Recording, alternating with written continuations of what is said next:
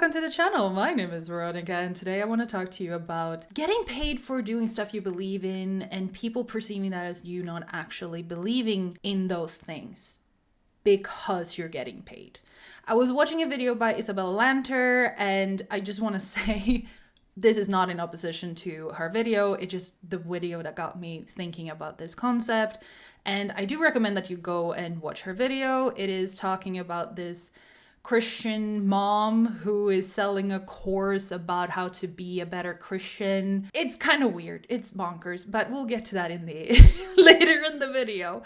Anyway, in the video, she says, if she was so motivated to help all mothers through God, why wouldn't she do it for free? But I would encourage people to take a step back, because I do think that it can be very dangerous to set the expectation that if someone truly believed in what they were saying, they wouldn't look to get paid for it. I think it's a pretty common view to have.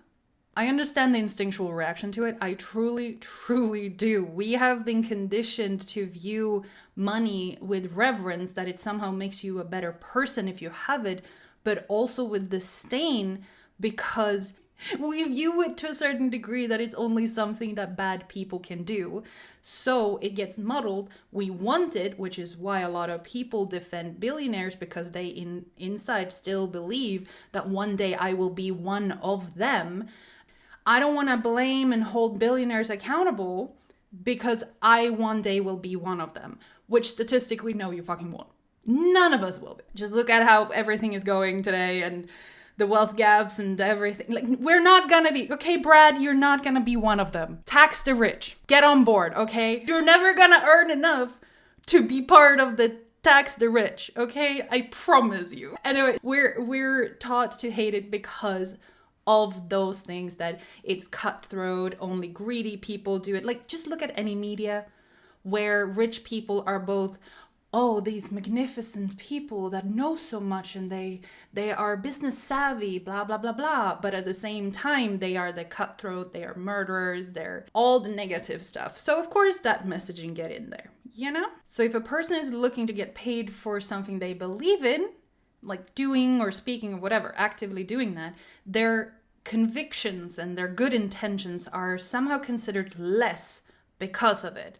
Nothing else changes. Their actions are the same, their words are the same, everything, their support is the same, but they're considered less because they want to get paid for it. Nothing else changes, but we still have that view. And that's the part I want to talk about, that your beliefs and your morals are always connected to your income. I personally believe that this is also the foundation of the starving artist trope, that if you have no money and security, then you are a good artist. You see the outrage when an artist is asking $50 for a commission. People lose their minds. It's the whole thing with, if you are an artist because you love it, you shouldn't charge for it, because if you're doing it for the money, you're not actually doing it out of love. Anyway, it's the same connection people make. It's the same neurons, firing. That if you get paid, it somehow makes it of less value.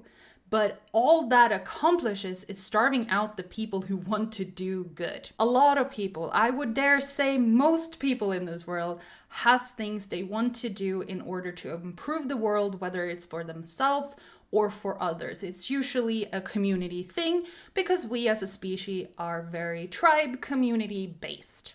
So our instinctual reaction is to do something that is better for our community. It has been beaten out of us by this capitalistic hellscape that we exist in, but you see it when people's basic needs are covered, they become more inclined to make changes that also lift their community. I'm not gonna go into the details there, but that's my view of it. But there's a lot of the people, I would dare say the majority of people, have these things they want to prove, but they're unable to, because their days are filled with working and just keeping a roof over their heads and food on the table. And all their energy goes to that, so that they don't have any energy or time or opportunity to do that thing that they want to do. And if they were able to subsidize some part of their income in order to go and do the thing they want to do, that would open them up to be able to do it. Like they can actually do the thing So that doesn't mean that their actions, their values, their wants of making this improvement is any less, because they also need to pay rent. I think we all really need to learn to separate the need for money and our convictions and beliefs. We need to separate them because we live in a capitalistic world. We cannot exist without money. So expecting someone to be above that baseline need just in order to do something good is only going to guarantee two things. One, there's no one left to fight the good fight because we're either dead or we're, busy in the hamster wheel just in order to keep roof over our heads. Or two, only the 1% will be able to change the world because they have the money. And we're already on that path. We all know that they're only gonna change stuff in their favor. So that's not a bet I want to make. And that is also one of the reasons why I'm talking about this. The need for money does not diminish the importance of your goals. We all need to remind ourselves of that.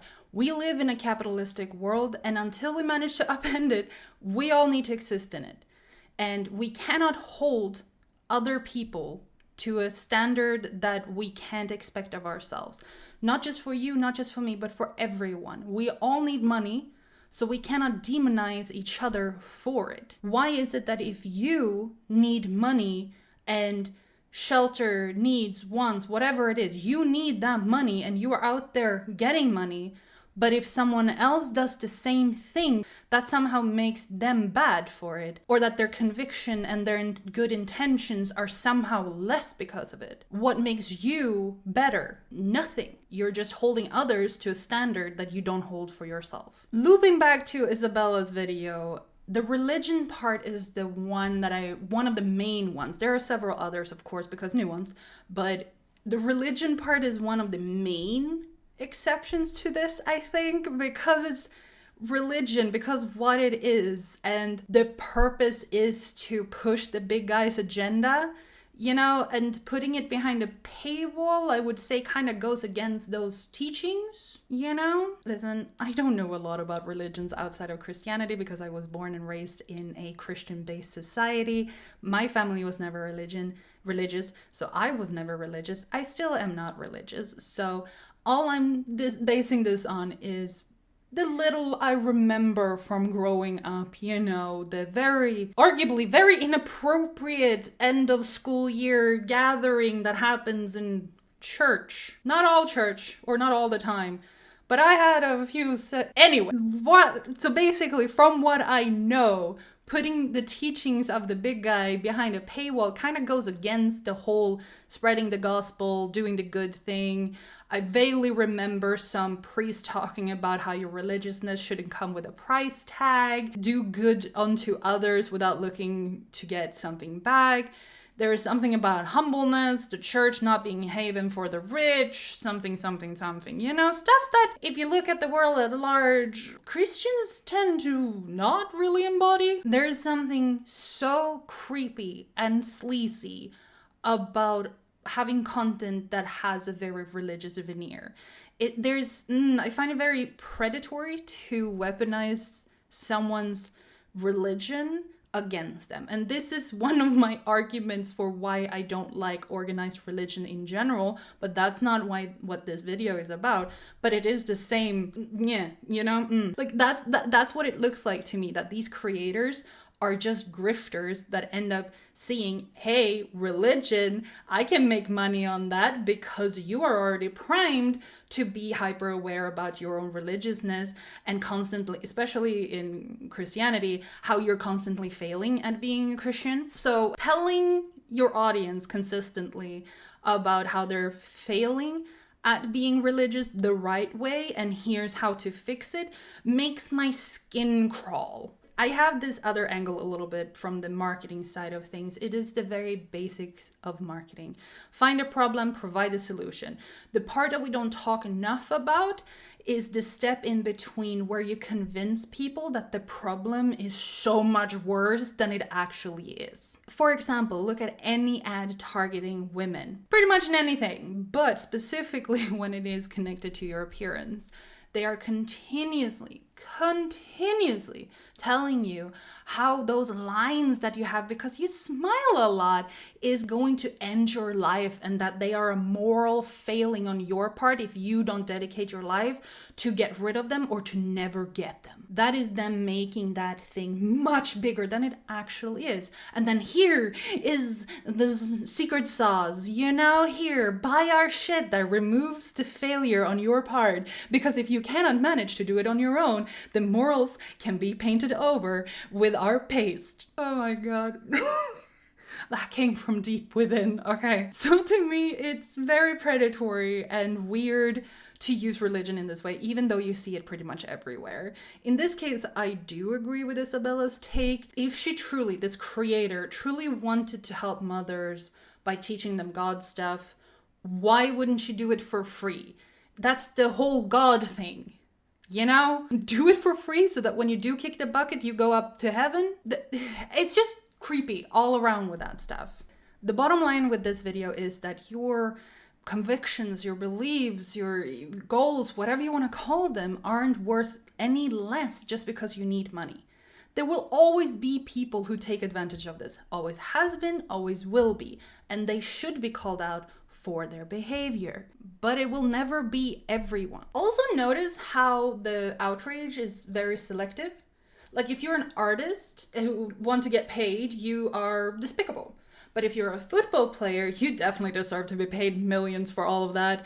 But if you're a teacher who's looking for a raise, you don't actually care about kids' education. But if you're a finance bro, get that bag, boo. You have the right to increase your revenue indefinitely. It always seems to come back to this angle of morality and being deserving type of rhetoric, and it just uncomfortable. And of course, there's a gender component to this whole selective outrage, but I'm not gonna dive into society's need to keep women at a financial disadvantage in an attempt to make men feel like women still need them in order to survive, and therefore projecting a view of reality that says the men are still leaders and providers and protectors, because I really just don't have the energy right now. But you're welcome to have a respectful conversation about it in the comments though. And don't do a bad faith take, please. It's obvious that people scamming and taking advantage of other people is not part of this approach. Asking to get paid for, making recipes online is not the same thing as some pushing crypto weird platform. I put all of those words in the right order,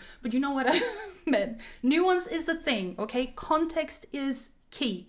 Always. All I'm saying is that we shouldn't default to the assumption that just because someone is asking to get paid for something they do means they're doing it for the wrong reasons. Sometimes you just gotta pay rent. Anyway, thank you very much for watching. I hope you enjoyed it. Let me know your thoughts down below. Otherwise, I will see you in the next one. Bye!